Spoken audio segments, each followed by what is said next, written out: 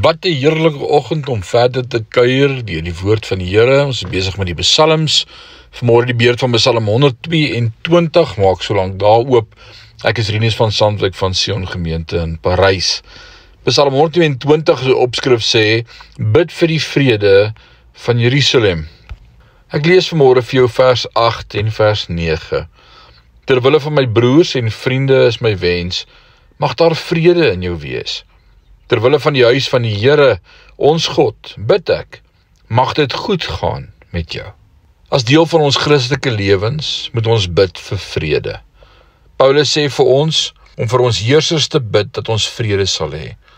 God het nog altyd begeer dat mense in vrede moet lewe. Die bron van konflik, of dit nou op gesinsvlak, buurvlak, nasionale of internasionale vlak is van Satan, nie God nie. Ons God is die God van vrede en orde. God wil vrede onder sy volk hê.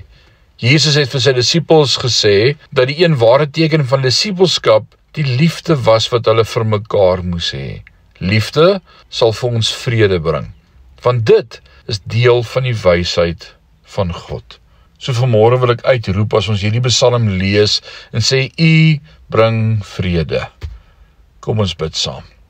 Ewige God en Hemelse Vader, baie dankie dat U ook die God is van vrede.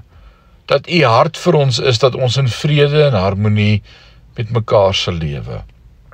Ek wil bid, Here, dat U deur die Heilige Gees ons in hierdie dag so sal lei, dat ons waarlik sal bekend staan as mense van vrede.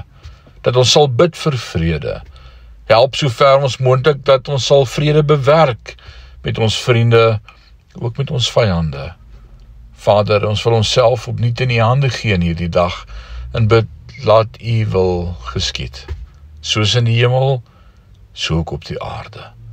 Word verheerlik deur ons, is ons gebed in Jesus naam. Amen.